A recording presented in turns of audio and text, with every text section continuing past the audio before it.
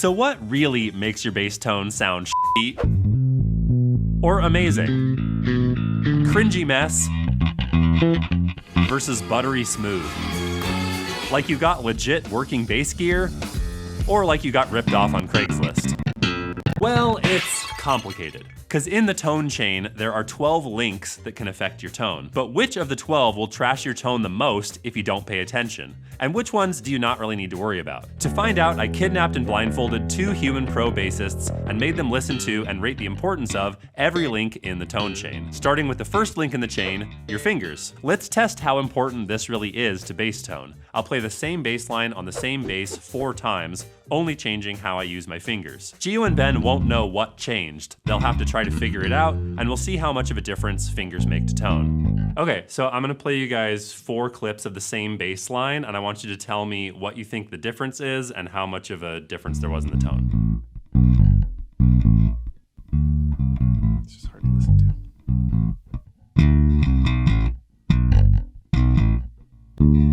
We invited Jocko. So what do you think changed between those 4 clips?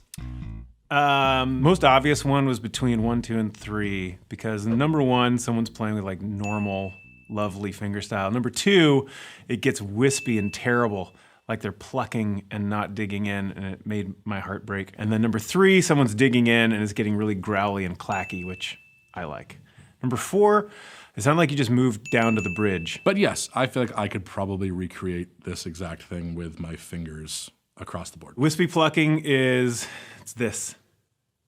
You see that, everybody? Slow-mo. Across. The wisp, the dreaded wisp.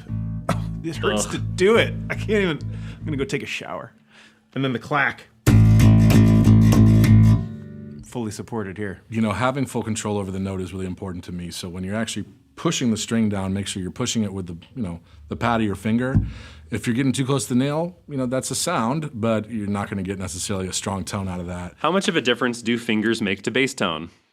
Fingers are the alpha and the omega of bass tone. That's where it all starts. You can take a really garbage bass, and if a person knows how to make good sounds with their fingers, it's gonna sound decent. When you're really just using your fingers, it means everything to me because you have control over muting, you have control over the edge it has. So that's 3 thumbs up. Verdict, super important for tone. Always start here to solve any tone problem and make sure you're using the right technique and hand position for the job. But we've got to go through the whole chain to understand everything that might make or break your bass tone. Because just like a real chain, your tone is only as strong as your weakest link. And the next link in the chain is strings. We're all freaking out about strings. There are infinite options. What the f should you use? I'm about to test Gio and Ben and see if they can actually hear the difference between different strings on the same bass. But to make this test less boring, I'm gonna skip over stuff like string gauge and different brands. We're gonna test the biggest difference between types of bass strings, round wounds versus flat wounds. Now, my guess is they'd know right away if I just did rounds versus flats, so I've stuck in a trick third example with some really dead old round wounds to see if I can fool them. Let's see what happens. So you're gonna hear a mix of round wounds and flat wounds that I put on this bass. And I want you to tell me which is which and if there's a big tone difference.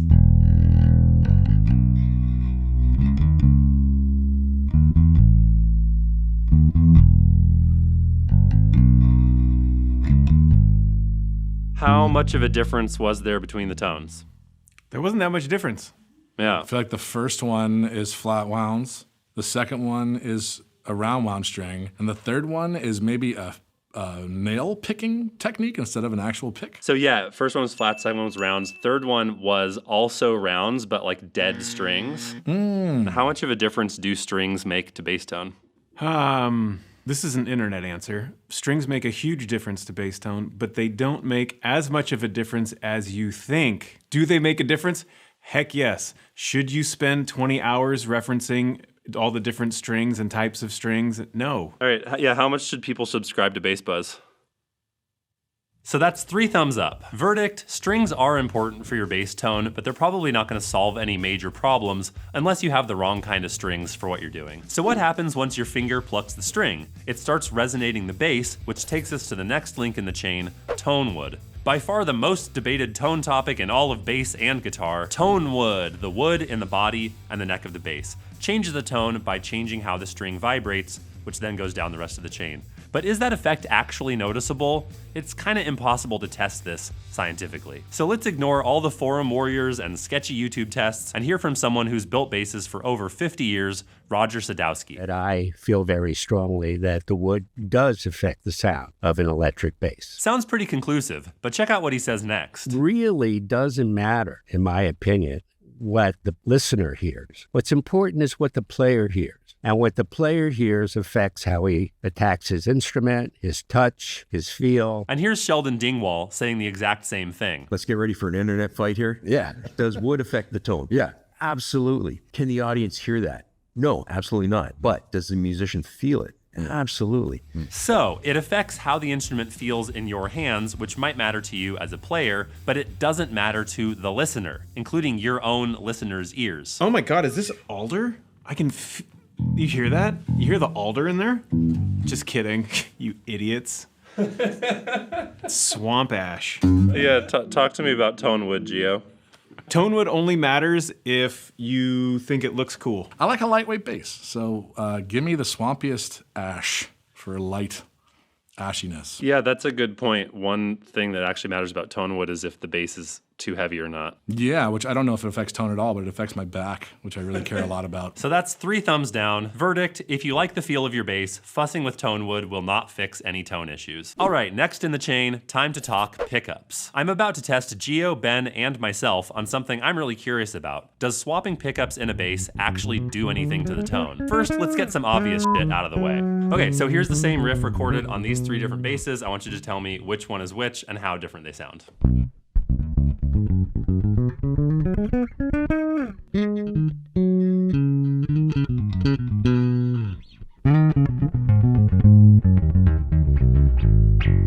Yeah, so just give me a quick rundown. Which bass was which? 1, 2, 3.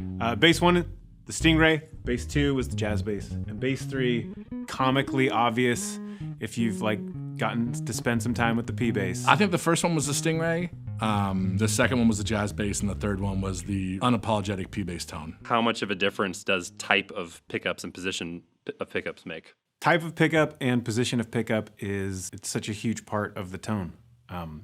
It's literally the piece that is going to be grabbing the sound. I don't know how it is. It's magical. But it's what's going to grab the sound from the strings. So if you move this around, and I think you can hear it so clearly there on that P bass, when you start moving that around, it's really, really, really extremely significant. Verdict, duh. The main reason these 3 basses sound so different is different pickup designs at different points on the string. You'll never fully get a precision to sound like a jazz or a Stingray because the pickups aren't hearing the same vibrations. But what if you take a bass and swap in a pickup upgrade in the same position and style? This is a super common mod that DIYers love doing to their cheap basses. Does it actually make a difference? And will Gio and Ben be able to hear it? I honestly have no idea. I've only ever swapped pickups when the old ones were actually broken. So I'm gonna take this Squier P bass with stock pickups and replace them with the ever popular Seymour Duncan quarter pounders. People say these make the tone more fat and articulate and are the ultimate upgrade for a P bass. I've actually never tried them. So let's see what happens in a blind test. Okay, so you're gonna hear this bass with 2 different sets of pickups. And I wanna know how much of a difference you notice. Can you tell which one was stock and which one was an upgrade?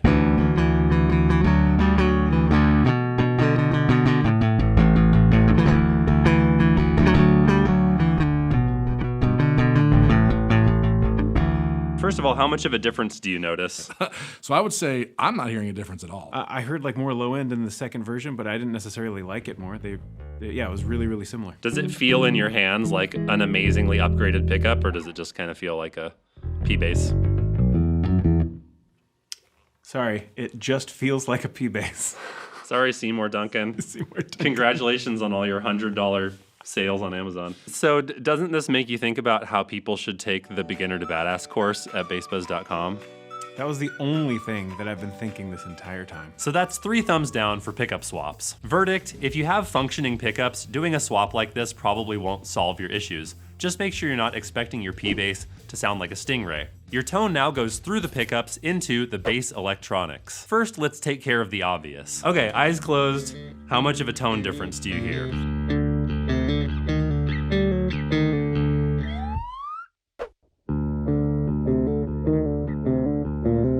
I just want to say I'm offended by the fact that you think I wouldn't notice the difference. No, I'm just joking. Yeah, it was hilarious. Yeah. Okay, and bonus question, what did I do?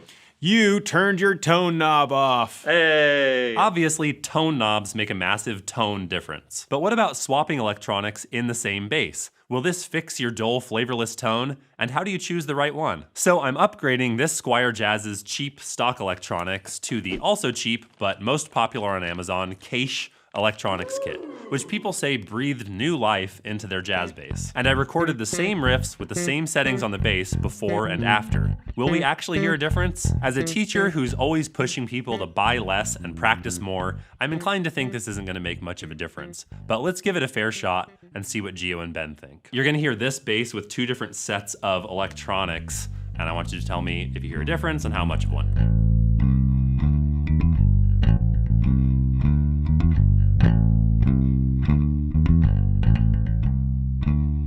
How much of a difference are you hearing, Gio? Not much of a difference, Josh. I feel like if you were punking me right now and you were just playing the same loop over and over again, I could like really dig in and I would like try and find nuances that are different. And then you would at the end be like, haha, it's the same thing. Okay, I wish this was more obvious to me, but I am not hearing a major difference. Okay, so the difference was the Squier with stock electronics versus this like wiring kit that's like the most popular on Amazon. It's like $20 wiring kit that people buy. And some of the reviews are like, it breathes new life into my jazz bass. This is the most sideways move anybody's ever made in a bass. I'm not surprised you didn't hear anything. I can't hear anything either. So that's 3 thumbs down for the electronic swap. Verdict, your tone knob settings are really important, but if you have functioning parts, doing a swap like this probably isn't gonna do anything. Now the bass tone is officially leaving the bass through a less obvious but crucial link in the chain, the cable. And if you end up in the right corner of the internet, you'll find scientific proof that you need expensive cables and people selling shit like this. But here's 2 reasons cables aren't worth fussing with for bass tone. Guitar tone can lose high end from long cable runs or low quality cables because of noise and resistance. But those frequencies aren't relevant for most bass tone, so you'll never notice. And you don't actually have control over your cables. Let me explain. Either you're in a studio where you've run your bass to your $5,000 cable into a DI box, which then has the studio's $30 cable running out of it to go to the board. Or you're on a live gig and you've run your bass into your overpriced cable into your amp, which then has the sound guy's $30 cable running to the board. How much of a difference does a cable make to bass tone?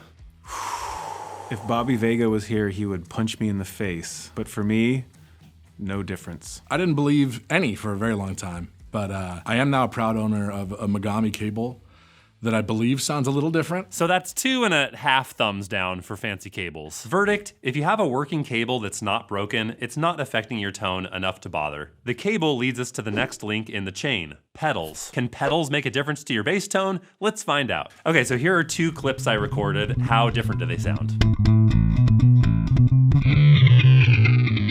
Okay, how different did those sound, Ben? Oh, man. I mean, did I take a hit of nitrous? I just didn't notice somewhere in between the 2? No, definitely. Very different. Incredibly different. That was so great. A lot different. So, duh. Effect pedals affect your tone. But we're gonna skip a real test, because how would you even compare distortion to chorus to whatever this is? How much do pedals affect bass tone? Pedals affect bass tone hugely.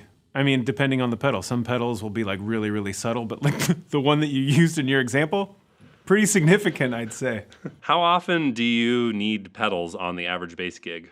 On the average bass gig, probably never. Oh, this is the worst question for me. I never use pedals on a gig. Pedals are super powerful, but they might not be relevant to you unless you need a specific effect. And next in the chain is the bass amp. Now we all know different bass amps sound different, but how different? And can you get them all to kind of sound the same just by twiddling the knobs?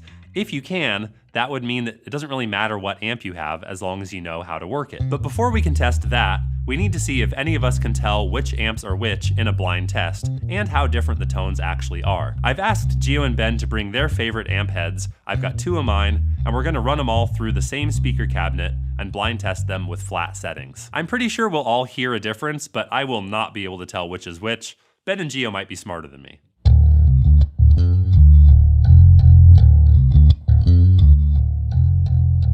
I can't believe how much I don't know which amp was which. Like, I don't recognize my amps. I thought the SVT would be so obvious. Like, I really don't know. You could have done the exact same one twice, and I probably wouldn't have known. Man, okay, I'd like to believe the first one was maybe the Bugera, and the second one was the Dark Glass. TC3, SVT4, and I'm gonna stick to that for now. Okay, you may remove your blindfold. Dude, I'm so impressed. You called it 100%. Oh, shoot. So now let's get to the real test. We're gonna dial in all 4 amps to sound as similar as we can. Then I'm gonna have Gio and Ben leave the room while I run this bass loop through all 4 amps and record the speaker with a microphone. Then I'll play the recording for Gio and Ben and see if they can still hear differences. Before hearing this, I'm not sure if we're gonna get the amps to sound similar at all. Let's find out.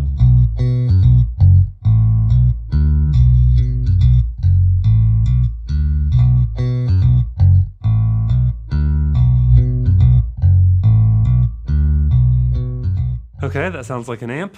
I got nothing. I got no idea what amp is what. Okay, my new order, TC, Ampeg, Dark Glass, Bugera. Bugera, you nailed it. It was Ampeg, Dark Glass, TC, Bugera. Whoa. So that's 3 thumbs up. Verdict, while amps can sound similar at practice volume, they're still super important because they affect how much volume you can get and your starting tone. Next in the chain is the speaker cabinet. I want to see if Ben and Gio notice a significant difference between 3 different speaker cabinets. I'll record the same bass loop through the same amp, mic the cabinets in the same position, and then have Ben and Gio listen to those recordings through headphones to eliminate some variables. I'm guessing there will be some difference, but I'm not sure how noticeable. Let's see. So I recorded the same bass loop through each of these 3 cabinets. I want you to tell me if you can tell which is which and how much of a difference you hear.